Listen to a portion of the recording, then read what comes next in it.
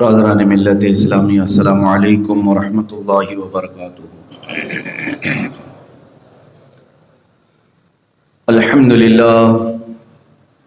للہ الحنان المنان الذي خلق الانسان وعلمه البيان، والصلاة والسلام على رسوله سيد الانس والجان وعلى آله واصحابه ذوي الخير والاحسان، اما بعد فأعوذ بالله من الشيطان الرجيم، بسم الله الرحمن الرحيم۔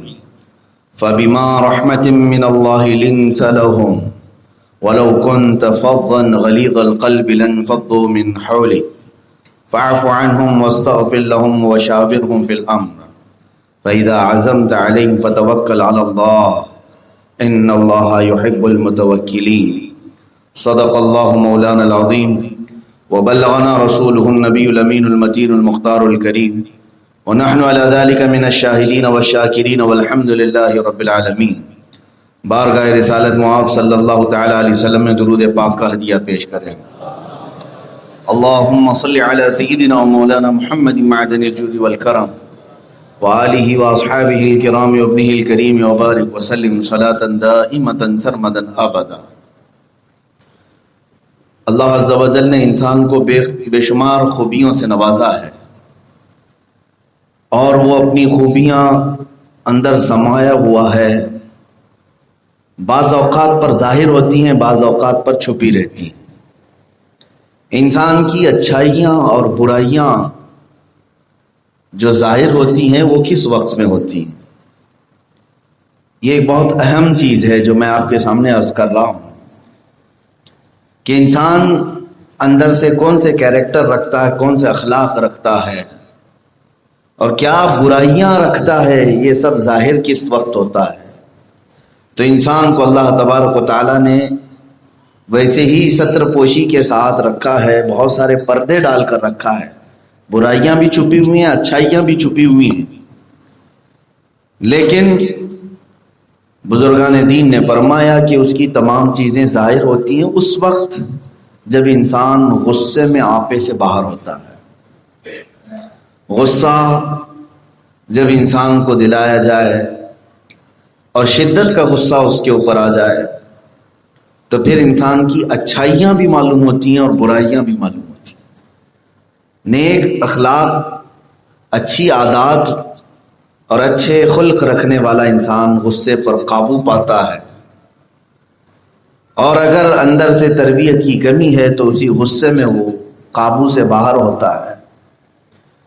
جو کچھ زبان میں آیا سب کہہ جاتا ہے، جتنا کچھ کرنا ہے وہ کر جاتا ہے، لیکن غصہ ختم ہونے کے بعد پھر پچھتاتا بھی ہے اپنے کیے پر۔ میں آج یہ آپ کو عرض کرنا چاہوں گا کہ غصے میں لیے ہوئے معاملات کتنی دور تک اس کا اثر ہوتا ہے۔ اسی لیے مشہور ہے قول، لمحے نے خطا کی صدیوں نے سزا پائی۔ کبھی کبھار ایسا ہوتا ہے کہ ایک لمحہ خطا ہو جاتی ہے لیکن اس کی سزا صدیوں تک ہوتی ہے۔ اسی لیے نبی کونین صلی اللہ تعالی علیہ وسلم کے اخلاق کریمانہ میں صحابہ نے جو کوٹ کیا ہے، یہاں تک کہ ایک صحابی ہیں حضرت زید بن سخنہ رضی اللہ تعالیٰ جو یہودی عالم تھے، بہت بڑے عالم تھے، تو کہتے ہیں کہ میں نے ساری نبوت کی علامات دیکھ لیا تھا حضور پر، لیکن دو علامتیں اور باقی تھی مجھے دیکھنی، جو میں نے اپنی کتابوں میں پڑھا ہے، پرانی کتابوں میں، کہ نبی کی صفات اور نبی کے اخلاق میں ایک چیز یہ بھی ہوتی ہے۔ وہ کیا ہے؟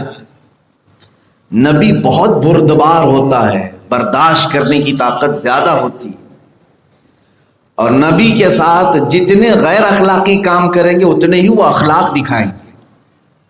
یہ ان کی کتاب میں موجود تھا کہ تم ان کے ساتھ بدتمیزی کرو تو جواب میں نبی بدتمیزی نہیں بلکہ اس سے اعلیٰ اخلاق کے ساتھ وہ پیش آئیں گے۔ ایک بار حضرت زید بن سخنہ کہتے ہیں میں یہ علامات ڈھونڈنے کے لیے کئی دن تک لگا رہا، اتفاق ایسا ہوا کہ ایک بار میں مجلس میں ہی بیٹھا ہوا تھا، ایمان لایا نہیں تھا، ایک شخص آیا کسی گاؤں کا اور وہ شکایت لے کر کے آیا، اے اللہ کے رسول میں نے اپنے گاؤں والوں سے کہا تھا کہ تم اسلام لے آؤ تو تمہیں نفع ہوگا، اللہ تمہیں خوب برکتیں دے گا، لیکن ہوا ایسے کہ ہمارے گاؤں میں اتنی بارش آ گئی ہے کہ سب فصلیں خراب ہو گئی۔ وہ ایمان تو لے آئے میری کہنے کے مطابق، لیکن ساری فصلیں خراب ہو گئی، اب غلہ بھی نہیں ہے، اب محتاجی میں آ گئے، کہیں وہ اسلام سے پھر نہ جائیں، اسلام کے بارے میں بدگمان نہ ہو جائے کہ ہم اسلام میں آئے تو ایسا ایسا ہو گیا۔ تو رسول کریم صلی اللہ تعالیٰ علیہ وسلم کے پاس وہ شخص اپنے گاؤں کی شکایت لے کر کے آئے تھے، یہ زید بن سہنا کہتے میں بیٹھا ہوا تھا۔ انہوں نے کہا اے رسول پاک صلی اللہ تعالیٰ علیہ وسلم کچھ تو آپ عطا کر دیں تاکہ میں گاؤں والوں کو غلہ خیرات کروں، اناج دے سکوں، ان کو اسلام پر باقی رکھ سکوں۔ حضور پاک صلی اللہ تعالیٰ علیہ وسلم نے نظر دوڑائی، وہاں کسی کے پاس کچھ بھی نہیں تھا۔ حضرت زید بن سہنا کہتے ہیں میرے پاس سونے کے سکے تھے، 80 مسقال چاندی کی سونا تھا، میں نے وہ بغیر کہے ہی محمد صلی اللہ علیہ وسلم کو دے دیا، ایمان لائے ہوئے نہیں، یہودی عالم ہے۔ میں نے کہا ہے محمد آپ یہ لے لیں، مجھ سے قرض لے لیں، جو شخص آیا ہے اس کی ضرورت آپ پوری کر لیں، جب آپ کے پاس وقت میسر آئے مجھے یہ واپس لوٹا دیں۔ حضور اکرم صلی اللہ تعالیٰ علیہ وسلم نے ان سے وہ 80 مسقال پورے لے لیے اور پورے کے پورے اس شخص کو دے دیے جو دیہات سے آئے، اور وہ لے کر کے سونے کے سکے چلے گئے اپنے گاؤں، اپنے لوگوں کو اناج غلہ تقسیم کیا۔ اب بات یہاں ہے، دن گزرتے گئے، ایک دن، دو دن، تیسرے دن زید بن سہنا کہتے ہیں میں پیچھے پڑ گیا محمد صلی اللہ علیہ وسلم کہ میرے پیسے کہاں ہیں، میں نے جو قرضہ دیا، میں نے جو ادھار دیا وہ کہاں ہے؟ تو لگا رہتا تھا۔ ایک وقت ایسا آیا کہ مسجد نبوی سے نکل رہے تھے، حضرت عمر آپ کے ساتھ سے، حضور صلی اللہ علیہ وسلم کے ساتھ، اور بھی کچھ صحابہ تھے۔ زید بن سہنا کہتے ہیں میں سیدھے گیا اور آپ کا جبہ پکڑ کر کھینچا اور میں نے کہا اے محمد صلی اللہ علیہ وسلم تم لوگوں نے یہ کیا بنا رکھا ہے، لوگوں سے پیسے لیتے ہو اور واپس دینے کا نام نہیں لیتے ہو۔ سخت و شست جملے انہوں نے کہنا شروع کیا حضور صلی اللہ علیہ وسلم۔ حضرت عمر نے تلوار نکال لی اور حضور کے سامنے آ کر کھڑے ہو گئے اور کہا اے زید تجھے معلوم ہے تو میرے رسول کے سامنے کس طرح کی بات کر رہا ہے؟ اور رسول پاک صلی اللہ تعالیٰ علیہ وسلم سے اجازت چاہیے کہ اے اللہ کے نبی آپ حکم دیں میں اس بدتمیز کی گردن اڑاؤں۔ وقت ہوتا ہے قرض دینے کا اور مانگنے کا طریقہ ہوتا ہے، کیا طریقہ ہے؟ گردن پر تلوار رکھ دی۔ حضور پاک صلی اللہ تعالیٰ علیہ وسلم کے پاس ایسے وزیر ہیں کہ آپ حکم دے دیں ابھی گردن الگ ہو جائے، بدتمیزی بھی کیا ہے سامنے والے۔ زید بن سہنا کہتے ہیں حضور صلی اللہ تعالیٰ علیہ وسلم نے تلوار پر سے ہاتھ ہٹایا، کہا اے عمر پیچھے ہٹ جاؤ، اور اس کے بعد یہ کہا عمر یہاں تم گردن اڑانے کی بات کرنے کی بجائے ہم دونوں کو بھی نصیحت کرتے، تم مجھے یہ کہتے کہ اے اللہ کے رسول آپ جلد قرضہ ادا کر دیں، اور اسے یہ کہتے کہ بھائی مانگنے کا طریقہ تھوڑا اچھا سا کر لیں۔ میرے آقا صلی اللہ تعالیٰ علیہ وسلم نے حضرت عمر کو تنبیہ کی، لیکن تم نے گردن اڑانے کی بات کی۔ ہاں وہ عشق رسول تھا ان کا، وہ محبت رسول تھی، لیکن نبی کونین کے پاس اخلاق اعلیٰ تھے۔ زید بن سہنا کہتے ہیں یہی چیز میں دیکھنے کے لیے اس قدر سختی کیا تھا۔ حضور اکرم صلی اللہ تعالیٰ علیہ وسلم اسی شام انہیں بلاتے ہیں اور اپنا قرض ان کا جتنا تھا وہ واپس کیا، اور پھر ان کا پرانا شکر بھی ادا کیا کہ تم نے فلاں فلاں گاؤں والوں کے لیے اتنی مدد کی۔ جبکہ حضرت زید کہتے ہیں میں نے جو کچھ بھی دن میں کیا اس کا ذکر بھی تک حضور اکرم نے نہیں فرمایا۔ پھر حضرت عمر فاروق رضی اللہ تعالیٰ عنہ کو طلب کیا، حضرت زید نے کہا یہ پورے 80 مسقال میں نے اسلام کے لیے وقف کی ہے، اے عمر آج جو کچھ بھی میں نے کیا وہ انجیل اور تورات میں لکھی ہوئی بات کو پرکھنے کے لیے کیا تھا، کہ میں نے پڑھا تھا کہ رسول کے ساتھ جس قدر بھی برے معاملات کیے جائیں وہ اتنے ہی عظیم اخلاق کے ساتھ پیش آئیں۔ ایگریسو ہونا، غصے میں آ جانا یہ انسان کے لیے تباہی کا راستہ کھولتا ہے، یہاں سے انسان اپنے فیصلہ کرنے کی طاقت کھو جاتا ہے۔ حضور پاک صلی اللہ تعالیٰ علیہ وسلم کی یہ اخلاق کریمانہ پر وہ اسلام لے آئے۔ اتنا ہی نہیں میرے عزیزو، خالد بن ولید کون نہیں جانتا، سیف اللہ المسلول، لیکن جانتے ہیں آپ یہ حضور اکرم صلی اللہ تعالیٰ علیہ وسلم کے خلاف کوئی جنگ چھوڑی نہیں انہوں نے اسلام لانے سے کئی سال تک حضور پاک صلی اللہ تعالیٰ علیہ وسلم اعلان نبوت کرنے کے بعد سے کتنے سال باحیات رہے؟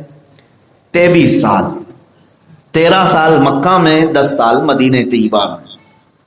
یوں سمجھ لیں کہ تقریباً 20 سال تک خالد بن ولید ایمان لائے نہیں ہیں.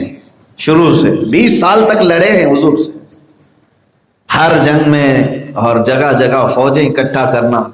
یہاں تک کہ نماز خوف بھی خالد بن ولید کی وجہ سے حضور کو پڑھنا ہوا. نماز خوف کیا ہے؟ حضور پاک صلی اللہ تعالیٰ علیہ وسلم اپنے صحابہ کو لے کر مدینے سے باہر چل رہے تھے. ایک علاقہ ایسا آیا کہ خالد بن ولید وہاں پر اپنے گھوڑ سواروں کے ساتھ سامنے آ گئے. خالد بن ولید خود کہتے ہیں میں نے چاہا کہ اب ان پر حملہ کر دوں، لیکن موقع کی طاق میں تھا. حضور اکرم صلی اللہ تعالیٰ علیہ وسلم اپنے صحابہ کے ساتھ جنگ سے بچاتے ہوئے نکل رہے تھے.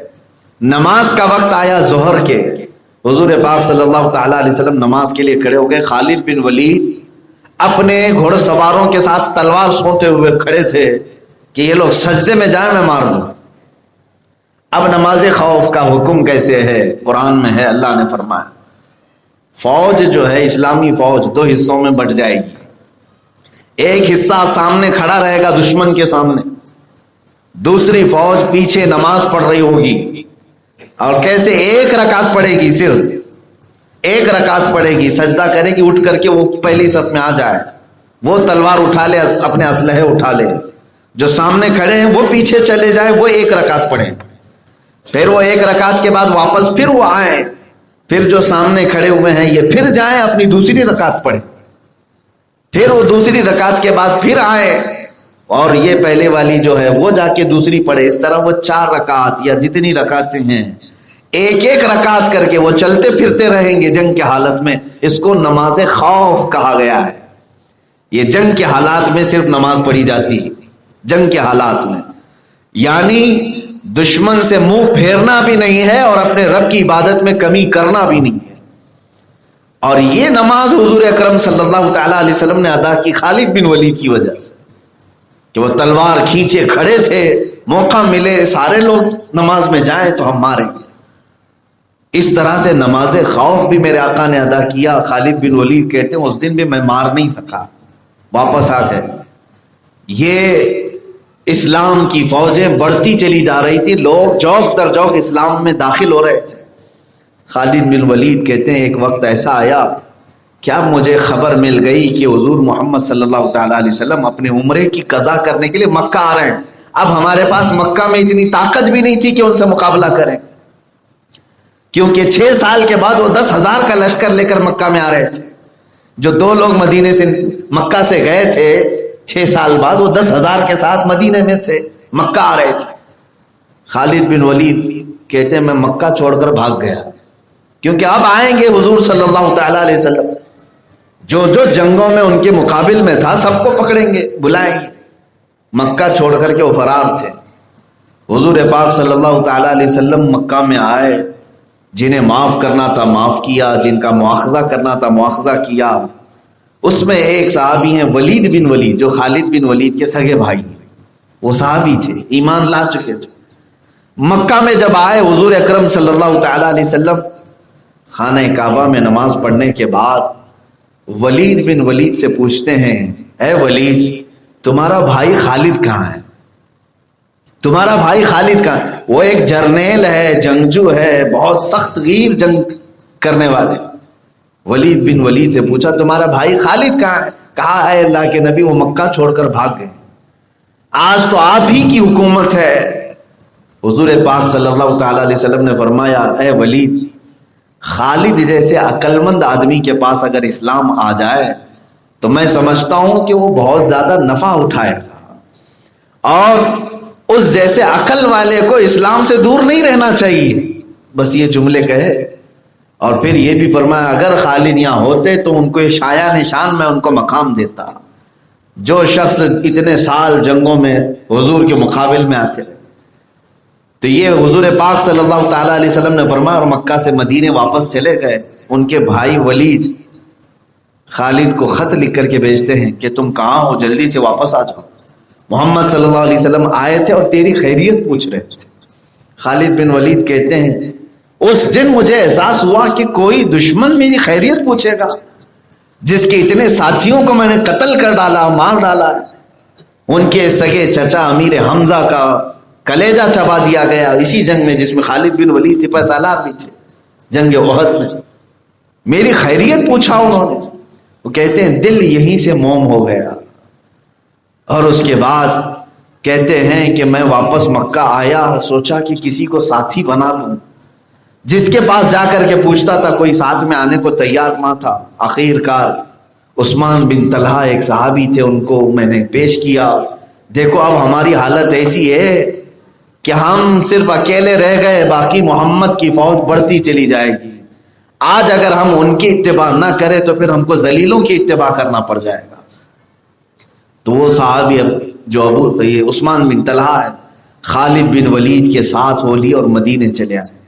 خالد بن ولید کہتے ہیں میں نے برسوں بڑے بڑے جنگوں میں، بڑی بڑی جنگوں میں سفر کیا ہے، مہینے کا سفر، 2 مہینے کا سفر ہوتا، لیکن میری زندگی کا سب سے لمبا سفر مجھے لگ رہا تھا یہ جو مکہ سے میں مدینے جا رہا تھا اسلام قبول کرنے کے لیے، حضور کے پاس جا رہا تھا۔ کہتے ہیں ہر گھڑی گنتا تھا کہ مدینہ کب آئے گا، اور جب مدینے پہنچے تو حضرت خالد بن ولید کہتے ہیں کہ مجھے ڈر تھا کہ وہاں عمر فاروق بھی ہے، مجھے ڈر تھا کہ وہاں بڑے صحابہ بھی ابھی موجود ہیں جن کے ساتھ سخت ہمارا مقابلہ ہوا ہے۔ کہتے ہیں میں نہا دھو کر کے نکلا مسجد نبوی کے پاس، عصر کی نماز ہو چکی تھی، رسول پاک صلی اللہ تعالی علیہ وسلم مسجد نبوی میں اپنے صحابہ کے ساتھ بیٹھے تھے۔ ہم جیسے ہی اندر گئے حضور پاک صلی اللہ تعالی علیہ وسلم دیکھتے ہی مسکرائے اور مرحبا مرحبا کہا، جبکہ وہ ایمان لائے ہوئے نہیں، اور کس لیے آئے ہیں ابھی یہ کسی کو معلوم بھی نہیں۔ حضور نے اس طرح استقبال کیا۔ صحابہ کہتے ہیں ہم سب کھڑے ہو گئے کہ خالد بن ولید آئے، کہیں بری نیت تو نہیں۔ حضرت خالد بن ولید کہتے ہیں میرا چہرہ اس دن اٹھ نہیں رہا تھا، اس دن اٹھ نہیں رہا تھا، کیونکہ وہ ساری جنگیں میری نظروں میں تھیں جو میں نے ان کے مقابل میں آ کر کے لڑی ہیں۔ محمد صلی اللہ تعالی علیہ وسلم کے پاس میں آیا تو صرف میں نے کہا کہ سنا ہے آپ مکہ آئے تھے اور مجھے یاد کیا تھا۔ حضور نے فرمایا ہاں خالد، میں نے بھی یاد کیا اور اللہ نے بھی تجھے یاد کیا ہے، تو کیوں اسلام میں داخل ہونے سے پس و پیش کرتا ہے؟ حضرت خالد بن ولید نے پوچھا میں نے اب تک جو معاملات کیے ہیں کیا وہ معاف ہو جائیں گے؟ میں آپ کے مقابل میں آیا، حق کے خلاف لڑتا رہا، بس لوگوں نے مجھے بھڑکایا ہوا تھا، حقیقت سے میں دور تھا۔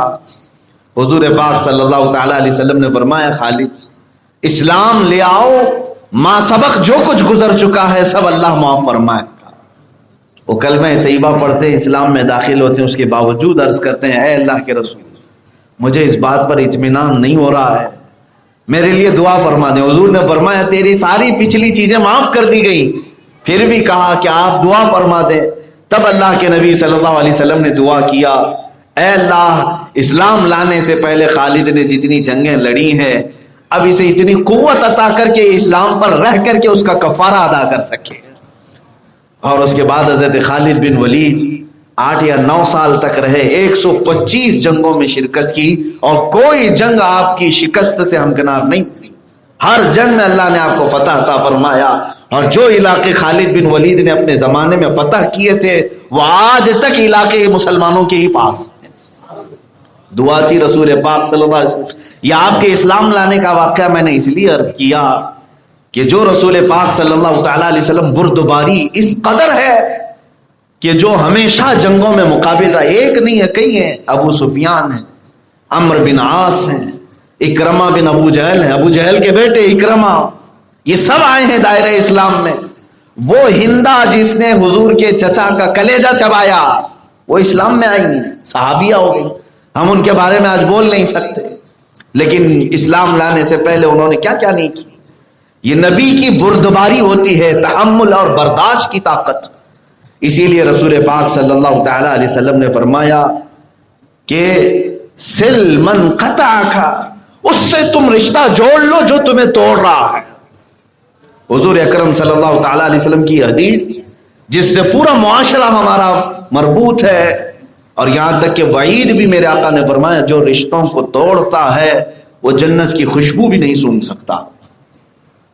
یعنی جس کے اندر اپنے بھائیوں کو، اپنے بہنوں کو، اپنے رشتہ داروں کو معاف کرنے کی قوت نہیں ہے.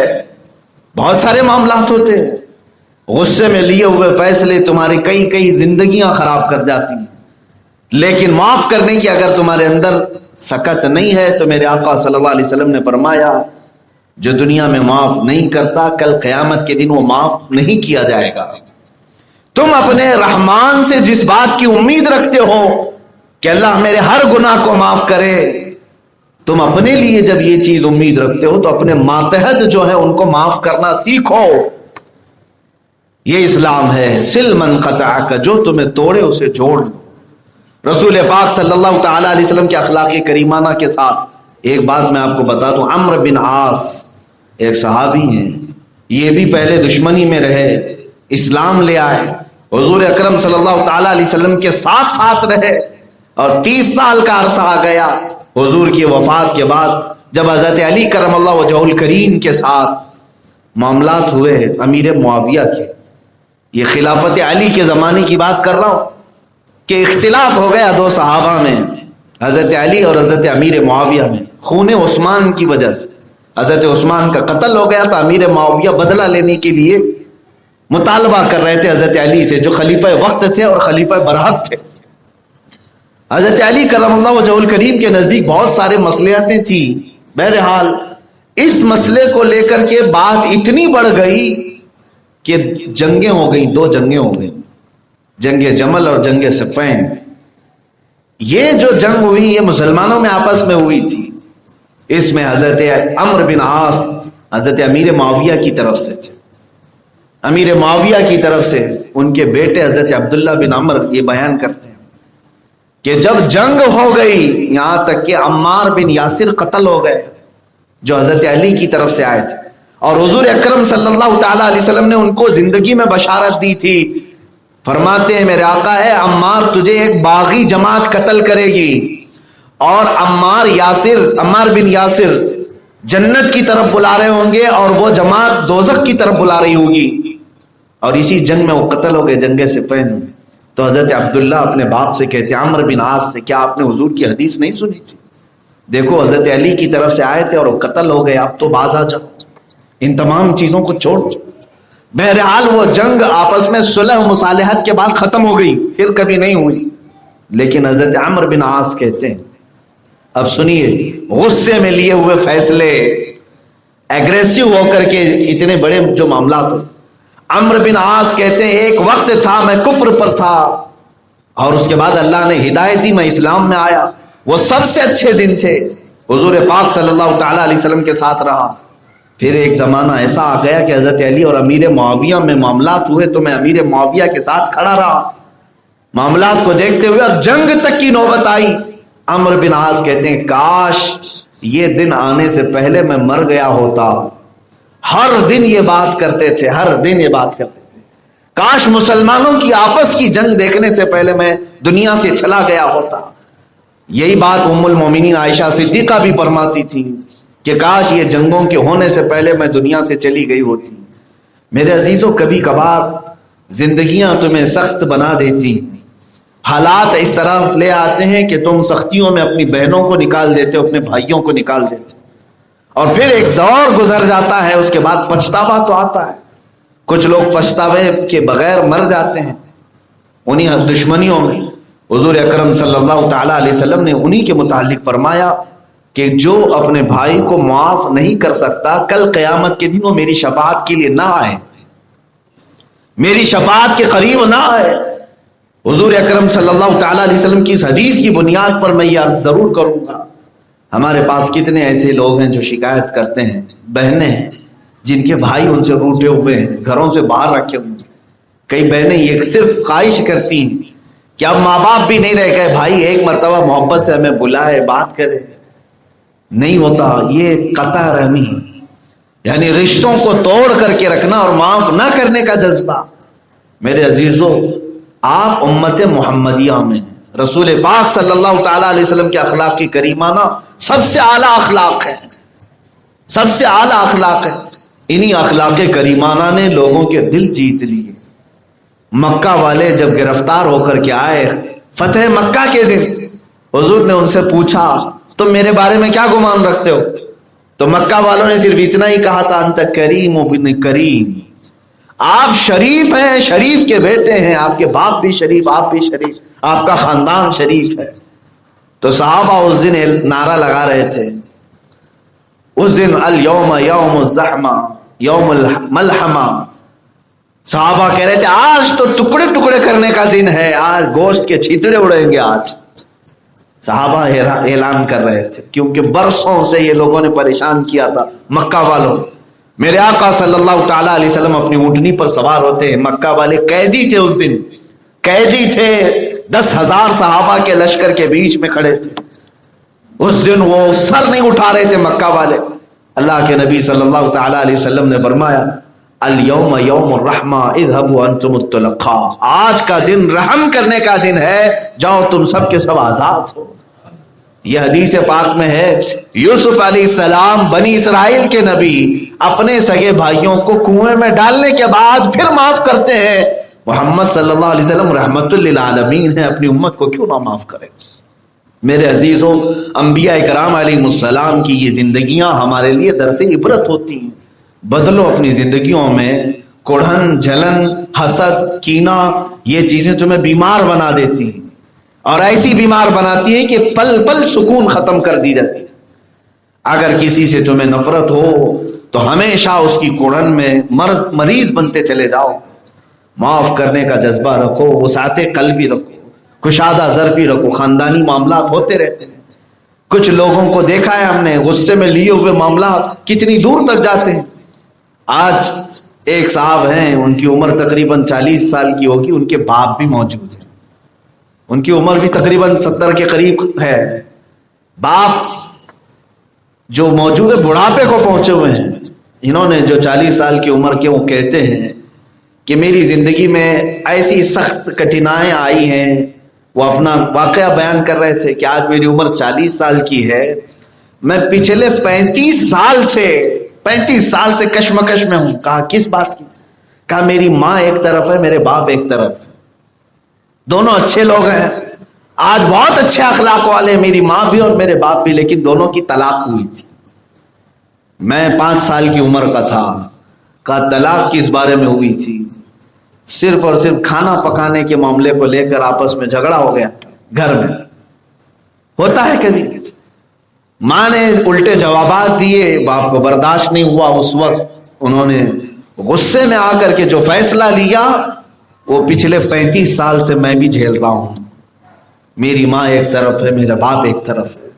عزیزہ نے گرامی، تمہیں پتہ نہیں ہے یہ فیصلے کتنے لوگوں پر اثر کر جاتے ہیں، اولاد پر بھی، رشتہ داروں پر بھی، بہت سارے لوگوں پر۔ کیا آپ نہیں دیکھتے کہ آپس میں دشمنیاں جب بڑھ جاتی ہیں تو تمہارے کزن بھی تمہارے دشمن بنتے چلے جاتے ہیں، نسل بھی تمہاری دشمنی میں چلتے لگ جاتی ہے۔ داداؤں میں لڑائیاں ہوئی تھی، اب پوتے بھی لڑنے لگ گئے ہیں۔ لمحے نے خطا کی تھی، صدیوں نے سزا پائی۔ یہی معاملات، اسی لیے فرمایا مولا علی کرم اللہ وجہہ الکریم نے کہ انسان کو اگر اچھے اخلاق اور برے اخلاق والا دیکھنا ہے تو اسے خوب غصے میں لے آؤ، اور پھر دیکھو اگر وہ اول فول بکتا ہے تو اس کے اندر شرافت نہیں، اور غصے پر کنٹرول کر کے اچھے اخلاق پیش کرتا ہے تو وہ عالی نسب بھی ہے، اعلیٰ اخلاق والا بھی ہے، وہ نبوت کے اخلاق اسے ملے ہوئے ہیں۔ اس چیز کو سیکھو۔ مولا علی کرم اللہ وجہہ الکریم سے پوچھا گیا سب سے بڑا بہادر کون ہے جو کتنے لوگوں کو پچھاڑ دے؟ آپ نے فرمایا انسانوں کو پچھاڑنے والا نہیں، اپنے نفس کو اور اپنے غصے کو پچھاڑنے والا دنیا کا بڑا طاقتور آدمی۔ یہ مسلمان کے اخلاق میں سے یہی چیز داخل ہو جائے کہ ہم معاف کرنا سیکھیں، ایک دوسرے کو برداشت کرنا سیکھیں۔ اخلاق رسول پاک صلی اللہ تعالی علیہ وسلم نے جو پیش فرمائے، ایک لمبی اس کی فہرست ہے، بہت ساری مثالیں جنگ احد کی ہیں، جنگ بدر کی ہیں۔ جنگ بدر میں بھی جو لوگ قیدی ہو کر آئے تھے، حضور اکرم صلی اللہ علیہ وسلم نے انہیں نہ قتل کیا، نہ جلایا، نہ مارا، بلکہ انہیں بھی آزاد کرنے کا حکم دیا۔ یہ اسلام ہے جس میں امن اور وسعت زیادہ ہے ایک دوسرے کو. سرکار مفتی اعظم ہند رضی اللہ تعالیٰ عنہ کی متعلق میں یہ پڑھ رہا تھا کہ آپ ہمیشہ امت کو جوڑ رکھنے کی فکر میں اپنی وسعت کا اظہار فرماتے، یہاں تک کہ جنہوں نے آپ کے فتوے سے اختلاف کیا تھا ان کے ساتھ بھی آپ کے تعلقات خوشگوار رہے زندگی بھر. یہ اور بات ہے کہ میں آپ کو بتا دوں، امام احمد بن حنبل اور حضرت علی مدینی دو بزرگ ہیں، آپس میں ان کے اختلافات تھے. کس پر؟ ایک حدیث کے معاملے میں لے کر کے اختلاف تھا. احمد بن حنبل یہ بھی بڑے محدث ہیں جنہیں 5 لاکھ حدیثیں یاد ہیں. امام بخاری کے استاد ہیں شیخ علی مدینی، یہ دونوں اپنے وقت کے بڑے محدث. اختلاف تھا دونوں کا. امام احمد بن حنبل شاگردوں کو پڑھا رہے تھے، اچانک علی مدینی گھوڑے پر سوار ہو کر آئے، گھوڑا باہر کھڑا کیا اور جلدی جلدی اندر داخل ہو گئے. امام احمد بن حنبل نے ان کے تیور دیکھ کے اپنے شاگردوں کو باہر بھیج دیا، جاؤ ہماری بحث ہونے والی ہے. سب شاگرد باہر چلے گئے اور دروازہ بند ہو گیا. وہ شاگرد کہتے ہیں اندر دونوں بزرگ اتنی تیز آواز میں بات کر رہے تھے ہم کو لگتا تھا ہاتھا پائی ہو رہی ہوگی، لڑ رہے ہوں گے. دونوں جلیل القدر محدث ہیں. کسی مسئلے میں ایک کہتے جائز ہے، دوسرے کہتے ناجائز. دلائل سے وہ ثابت کر رہے تھے. تھوڑی دیر کے بعد بات ہلکی ہلکی ہو کر دھیمی ہو گئی، دروازہ کھلا. سارے شاگرد باہر کھڑے تھے، انہیں سمجھ میں نہیں آ رہا تھا. امام احمد بن حنبل کے دروازہ کھلا. اس کے بعد علی مدینی دوڑتے ہوئے گھوڑے کے پاس گئے، لیکن امام احمد بن حنبل جو ان سے اختلاف کر رہے تھے، لڑ رہے تھے، وہ پیچھے پیچھے آئے. جب علی مدینی گھوڑے پر چڑھنے والے تھے، امام احمد بن حنبل نے اپنے ہاتھ ان کے پیروں کے نیچے دیے، اپنے ہاتھ نیچے کیے ان کے پیر کے. شیخ علی مدینی ان کے ہاتھ پر پیر رکھ کر کے گھوڑے پر چڑھ گئے. شاگرد پریشان تھے، ابھی تو یہ جھگڑ رہے تھے اندر، اور یہاں دیکھو تو گھوڑے پہ چڑھنے کے لیے پیر کے نیچے ہاتھ دے رہے ہیں. شاگردوں نے پوچھا کہ آپ کا حقیقت میں اختلاف ہے یا اتحاد ہے؟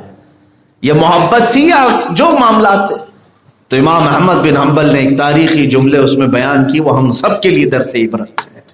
فرمایا کہ میرا اور ان کا اختلاف ابھی ختم نہیں ہوا، ایک میٹنگ میں نہیں ختم ہوگا، ابھی ہم کسی فیصلے پر نہیں پہنچے، ہمارا اختلاف ابھی بھی اس مسئلے پر باقی ہے. تو پھر آپ نے یہ کیوں کیا ان کے ساتھ؟ شاگردوں کو امام احمد بن حنبل نے کہا، اے میرے بچوں، اے طلبا، تم علی مدینی کی حیثیت نہیں جانتے. اس کے سینے میں رسول اللہ کی حدیثیں موجود ہیں، رسول اللہ کی حدیثیں موجود ہیں.